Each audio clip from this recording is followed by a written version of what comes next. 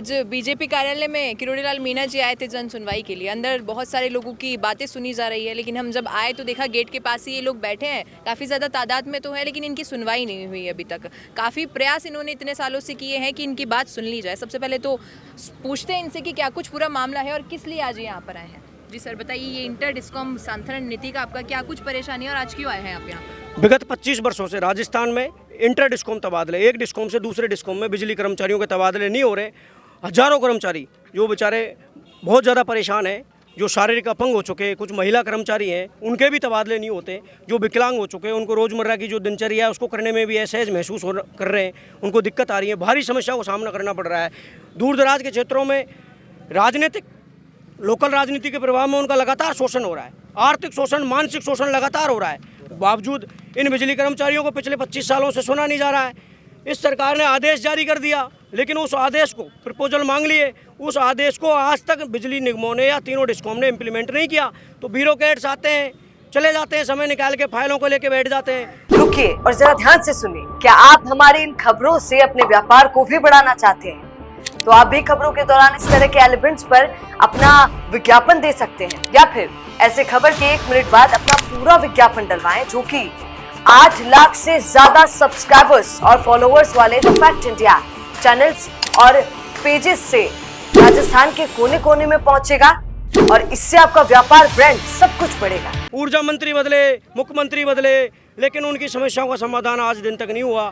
हमारी आपसे ये निवेदन है, आपके माध्यम से ये निवेदन है कि हम सरकार से ये चाहते हैं कि जल्द से जल्द इंटर डिस्कॉम तबादलों में राहत प्रदान करें, क्योंकि 25 साल, देखो बहुत महत्वपूर्ण चीज़ मैं आपको बता रहा हूँ, 25 साल बहुत लंबा अरसा होता है।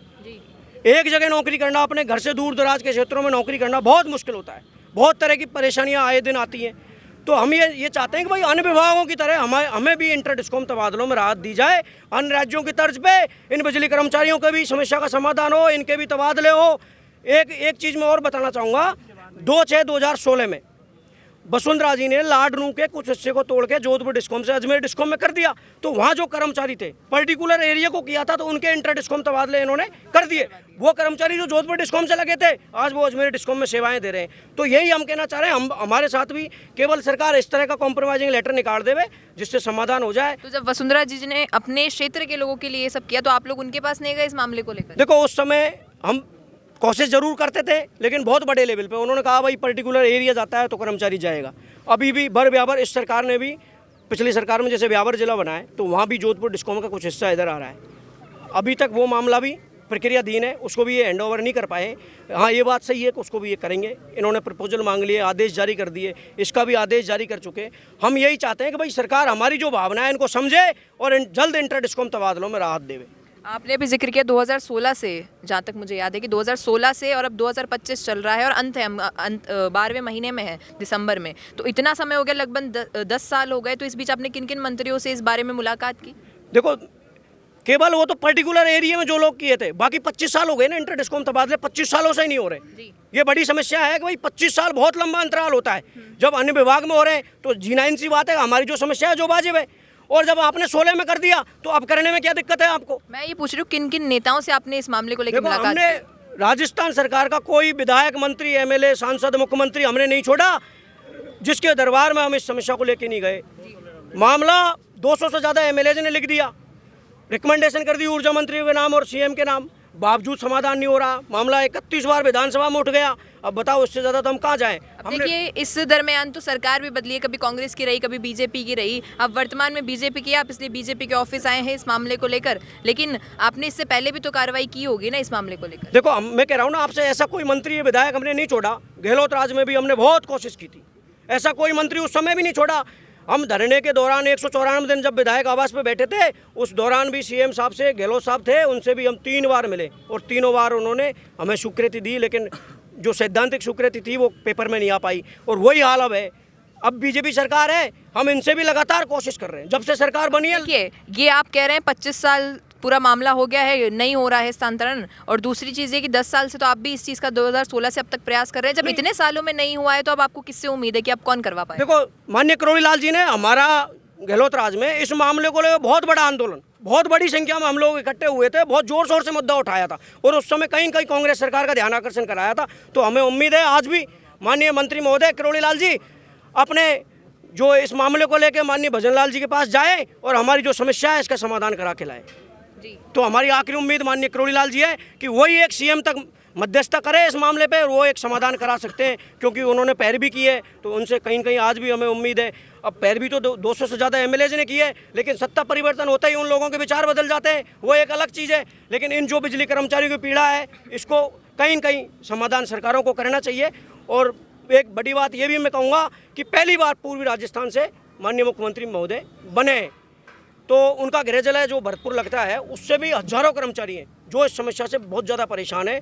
पिछले सरकारों में ब्यूरोक्रेट्स ये कहते थे कि साहब यदि इंटर डिस्कॉम तबादला करते हैं कि तो जोधपुर की जो बिजली व्यवस्था है उनको देखने में दिक्कतों का सामना करना पड़ेगा। ये कह के माननीय गहलोत साहब जी को डाइवर्ट कर दिया गया, वो इस पर अंतिम निर्णय नहीं ले पाए। तो अब हमें उम्मीद है कि बीजेपी सरकार है, इधर के इनके लोग ज़्यादा परेशान हैं, तो ये कहीं न कहीं अपने जो वोट बैंक की राजनीति को साधने के लिए इन बिजली कर्मचारी भावना को समझेंगे। हमारे इस समस्या से बिजली कर्मचारी नहीं उनके परिवारजन भी प्रभावित है। भाई लगभग मैं मान के ये कहना चाहूँगा लगभग 18,000 कर्मचारी इस समस्या से परेशान नहीं है, उनके हजारों लोग, भाई उनके लाखों वोट, उनके परिजन रिलेटिव भी इस समस्या से कहीं कहीं प्रभावित हैं, जो दूर दराज के क्षेत्रों में नौकरी कर रहे हैं, जो बुजुर्ग हो चुके हैं, उनके बच्चों के रिश्ते करने में भी बहुत सारी तकलीफें आती हैं, क्योंकि आदमी अपने घर परिवार से कट जाता है, रिश्तेदारों से कट जाता है समय पे, ना तो किसी की, मैं तो कह रहा हूँ अंतिम संस्कार में नहीं जा पाते, किसी के शादी समारोह में नहीं जा पाते। तो कहीं कहीं हम आप लोग इतना समर्पित कर रहे हैं ये काम काज करने के लिए अपने परिवार के लिए, कि आपको उतनी वेतन मिल पा रही है इस चीज़ के लिए? नहीं मिल पा रही, अल्प वेतन भोगी। देखो मैं तो ये कहूँगा राजस्थान में सबसे कम यदि वेतन किसी को दिया जाता है तो वो इन बिजली कर्मचारियों के। और मैं आपसे यही कहूँगा इनकी लाशों पे, इन बिजली कर्मचारियों की लाशों से बरसों से सरकारें राजनीति करती रही है, ये हमारा दुर्भाग्य रहा है। तो ये सारी तमाम परेशानियां थी। अब देखते हैं कि थोड़ी देर में किरोड़ी लाल जी इनकी बात सुनते हैं, क्योंकि मामला तो ऊर्जा विभाग से जुड़ा है, लेकिन अगर सुनवाई होती है तो बहुत ही अच्छी बात होगी। आपकी क्या राय है इस पर बताइएगा कमेंट में। धन्यवाद। मैं अंकिता सोनी, कैमरामैन फैजल के साथ। बिजनेस अच्छा हो सकता है, लेकिन अगर नाम नहीं दिखा तो पहचान कैसे बनेगी? अब टेंशन छोड़िए, द फैक्ट इंडिया आपके बिजनेस को देगा वो पहचान जो पूरे राजस्थान में हर किसी तक पहुंचे। न्यूज चैनल पर विज्ञापन, पॉडकास्ट और प्रमोशन के जरिए आप सीधे 5 लाख सब्सक्राइबर और 10 करोड़ से ज्यादा व्यूज तक अपनी पहुंच बना सकते हैं। तो देर किस बात की, आज ही द फैक्ट इंडिया से जुड़िए और अपने बिजनेस को बनाइए हर घर का नाम।